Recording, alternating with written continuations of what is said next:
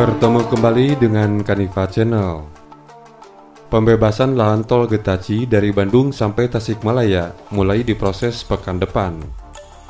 Kementerian Pekerjaan Umum dan Perumahan Rakyat PUPR bersama Badan Usaha Jalan Tol BUJT akan memulai pembangunan Jalan Tol Gedebage Tasikmalaya Cilacap atau Getaci pada tahun ini. Saat ini prosesnya sudah penetapan lokasi tahap pertama oleh Gubernur Jawa Barat. Setelah itu ada proses pengadaan tanah seperti sosialisasi lalu musyawarah. Berikut ini adalah pernyataan dari pejabat pembuat komitmen atau PPK pengadaan tanah Jalan Tol Getaci dari Kementerian PUPR Ade Sudrajat seperti dikutip dari kompas.com.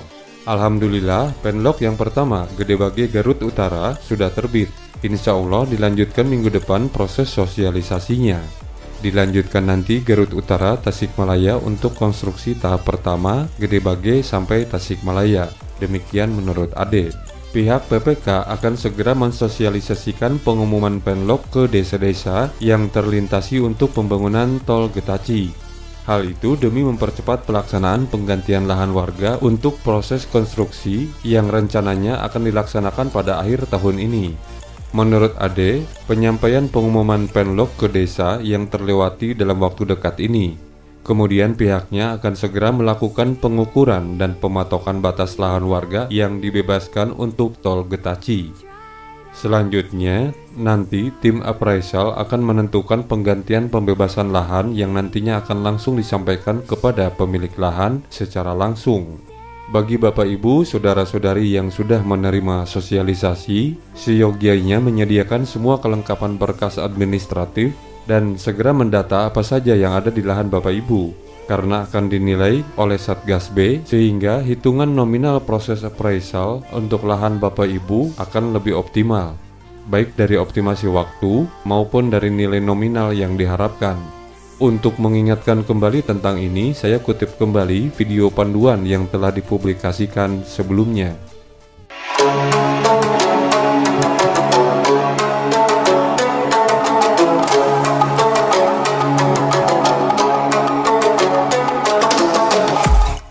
Jelang pembangunan konstruksi tol Gedebage Tasikmalaya Cilacap, akan kita dapati patok-patok lahan sepanjang bakal ruas jalan tol. Patok proyek pembangunan jalan tol ditancapkan di seluruh wilayah di kabupaten kota yang dilalui proyek ini. Setidaknya pada segmen 1 dari Kabupaten Bandung, Kabupaten Garut, Kota, dan Kabupaten Tasikmalaya yang bakal dilintasi. Patok-patok tersebut mungkin akan terpasang sebelum proses pembayaran selesai. Tidak perlu risau, justru akan menjadi petunjuk yang jelas adanya bidang tanah yang akan digunakan jalan tol. Patok yang telah dipasang dimungkinkan bisa bergeser. Ada patok berwarna kuning, serta patok berwarna merah. Patok-patok itu dipasang bersamaan dengan sosialisasi dan konsultasi publik yang dilakukan oleh tim persiapan pengadaan lahan rencana proyek jalan tol dari pemerintah provinsi bersama petugas dari pejabat pembuat komitmen atau PPK.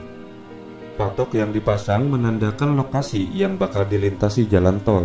Pada deretan patok yang dipasang, ada patok berwarna kuning yang menandakan sisi tengah jalan tol nantinya, dan sisi kanan dan kirinya akan terpasang patok berwarna merah sebagai batas area jalan tol.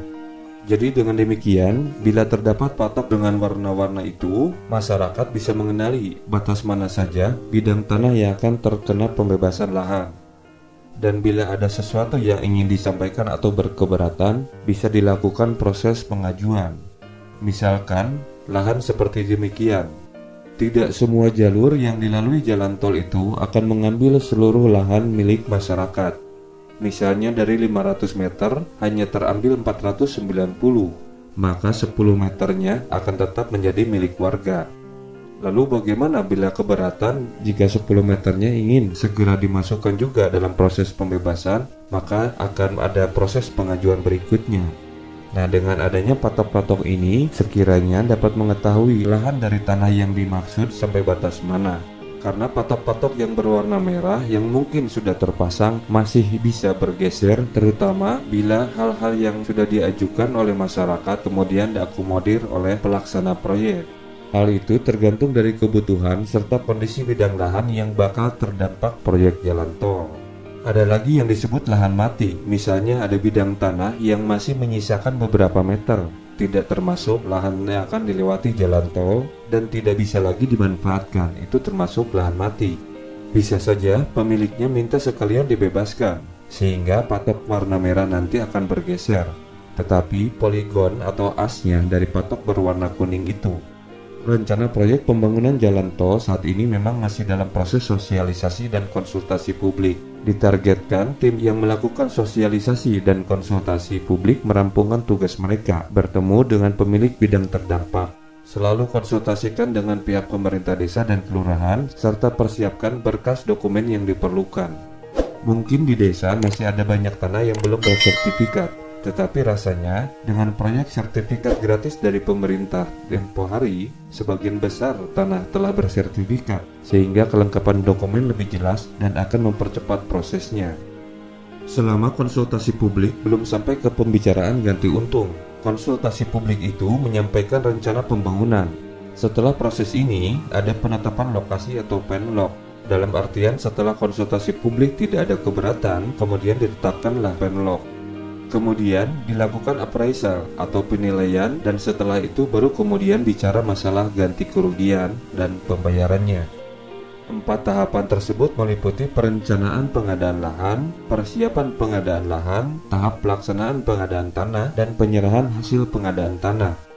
Jadi tahap sosialisasi dan konsultasi publik belum berbicara tentang nilai ganti kerugian yang bakal diterima.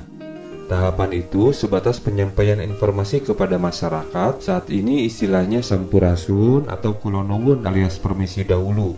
Pembahasan ganti kerugian bakal melalui tahap tersendiri setelah adanya penetapan lokasi, pengukuran, dan pendataan bidang serta aset, hingga penaksiran harga oleh tim appraisal independen.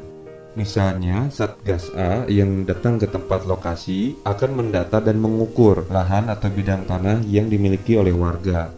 Kemudian Satgas B lebih mendalam lagi. Bila di lahan tersebut terdapat pohon misalnya pohon buah-buahan, akan diukur berapa diameternya dan akan dihitung berapa harganya, termasuk untuk tanaman-tanaman budidaya, jika nilai hasil panennya berapa, dan juga ada nilai emosional terhadap suatu tempat. Misalnya, lokasi rumah yang telah dihuni selama puluhan tahun tentu akan memiliki nilai yang berbeda. Selama tahapan pengadaan tanah, biasanya dari pemerintah kabupaten sebatas bertugas mendampingi tim. Selama tahap pengadaan tanah untuk jalan tol, warga pemilik bidang yang bakal dilintasi bakal dilibatkan. Tol Gede Bage Garut Utara Tasikmalaya Pangandaran. Diulang-ulang Bapak Ibu sadayana, betul-betul yang hak yang nanti diundang dengan pendukung yang tadi adanya kelengkapan alasan dan lain sebagainya. Jadi nanti dalam penyerahan ganti kerugian, Bapak Ibu akan langsung menandatangani uang ganti rugi dan berikut pelepasan hak. Uang nate artos nate moal cash di karungan, moal cash di karesekan, tapi langsung ditransfer ke rekening Bapak Ibu pribadi. Nanti ada rekening penampungan, rekening yang dibuatkan oleh bank yang ditunjuk nantinya oleh BPN ataupun instansi yang memerlukan tanah. Jadi mau dititip di desa atau mau dititip di kecamatan, tapi langsung disangkakan kemana pihak yang berhaknya, yaitu Bapak Ibu sekalian. Saatosna Bapak Ibu nampi perkawis ganti rugi, ayat permasalahan hak, yaitu Bapak Ibu ayeuna tanahna parantos dibayar, Bapak Ibu oge kedah nyanggakeun hak atas tanah Bapak Ibu kepada pemerintah untuk dibangunkan jalan tol. Palinten gitu Bapak Ibu. Jadi kena iraha atuh Bapak Ibu teh tos teu hak atas tanah teh atas di ayat benar penyerahan ganti rugi. Satos Bapak Ibu nampi uang penyerahan ganti rugi atau disebutna da ayeuna mah sanaos jenenganna uang ganti kerugian, tapi Pak Tanah uang ganti untung. Paling gitu Bapak Ibu insyaallah. Saatasna ke Bapak Ibu nyerahkeun hakna nyata kepada pemerintah. Tugas selanjutnya adalah kami instansi yang memerlukan tanah beserta BPN masih ada tugas, yaitu pensertifikatan jalan tol. Dengan kata benten-benten atas nama Bapak Ibu sadayana tak mah di pensertifikatan mah dirubah, disesuaikan dengan peraturan yang berlaku. Upami saat ini mah umumi ayeuna mah berlaku teh atas nama Kementerian Keuangan jadi Kementerian PUPR kangge nami pensertifikatan jalan tol. Jadi Bapak Ibu akan terlibat panjang nantinya dalam tahap pelaksanaan, dalam tahap inventarisasi di pengukuran, tahap penilaian appraisal, tahap musyawarah sampai penyehan ganti rugi. Upami ke aya kirangan data, upami ke aya pertarosan, mangga biasa difasilitasi ku Bapak Kades, ku Bapak Camat, mari anjeunna masuk dina tim pelaksanaan pengadaan tanah sareng BPN kana. Jadi ayeuna tadi disampaikan dari 4 tahapan yang betul-betul menaungi dalam proses pembebasan lahan ini, yaitu Undang-Undang Nomor 2 Tahun 2012 terkait pengadaan tanah bagi pembangunan untuk kepentingan umum. Ada 4 tahapannya: tahap perencanaan, tahap persiapan, tahap pelaksanaan sampai dengan penyerahan hasil. Mana perencanaan atas hasilnya BPPT terus disangkakeun. Ayeuna urang lanjut di tahapan persiapannya eta tahapan kaget penetapan lokasi di Bapak Gubernur. Panginten sakitu Bapak Ibu, nyuhun diapunten pilih aya kalepatan tina tata titi bahasa Simkuring. Assalamualaikum warahmatullahi wabarakatuh.